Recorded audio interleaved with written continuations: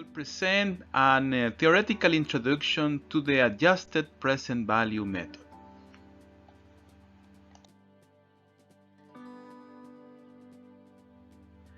The adjusted present value is based on free cash flows to total capital or the pre-financing cash flows that accrue to all capital providers of the firm, namely both debt and equity capital providers. The adjusted present value yields an estimate of enterprise value by discounting the free cash flows at the unlevered cost of equity, or KU, and adds any financial synergies, typically the tax benefits, separately. Conceptually, the enterprise value is derived by finding the unlevered value of the firm and adding the present value of tax shields, as shown in the following equation.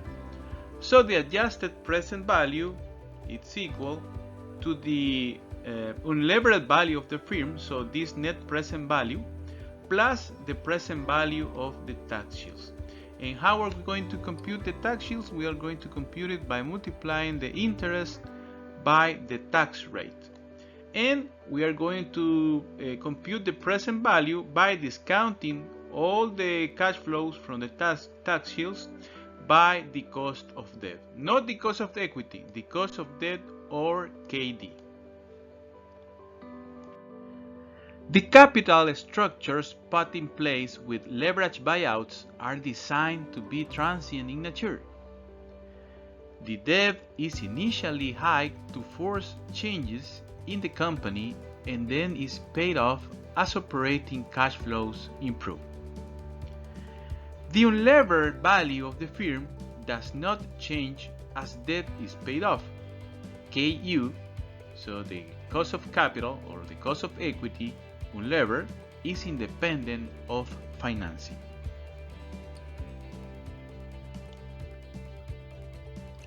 As the amount of debt declines, the interest payments and tax benefits also decrease. The adjusted present value method focuses on the amount of debt rather than a target leverage ratio. Hence, the frequently observed payoff of debt in leverage buyouts lends itself to adjusted present value as a valuation method. The levered or equity residual cash flows, or RCFs, used to capture the sponsor's perspectives are typically after financing cash flows. Residual cash flows reflect the sponsor's perspective because, as equity investors, they receive or have discretion over any cash flow remaining after the commitments promised to debt holders are paid, namely interest and principal payments. The main difference between the cash flows concern the treatment of financial charges. Otherwise, the adjustments for capital expenditures and net working capital are common to both approaches. In this slide, we can see the difference in the calculations of the free cash flows and the residual cash flows.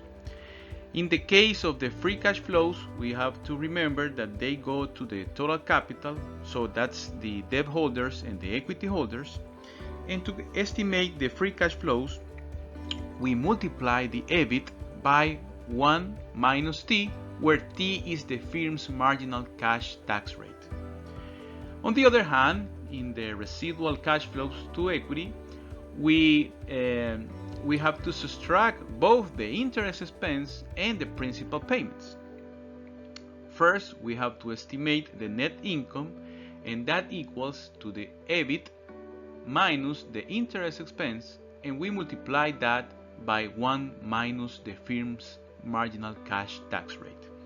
Then we subtract from the net income the principal payment, so the amortization to debt. In both cases, we are going to add the depreciation and amortization, and we are going to subtract the capital expenditures, the CAPEX, and also the increases in net working capital. Residual cash flows generated by the target can be reinvested into the firm, paid out to sponsors as a dividend, or escrowed in a cash account for later distribution or use, or used to pay down the debt. As debt is paid off, the firm's leverage ratio changes, which in turn causes the firm cost of equity to change. The value of the equity can be estimated directly from the residual cash flows by adjusting the cost of equity period by period to account for the changing leverage ratio. We can do that in Excel, although this is quite complicated, but it's possible to do it.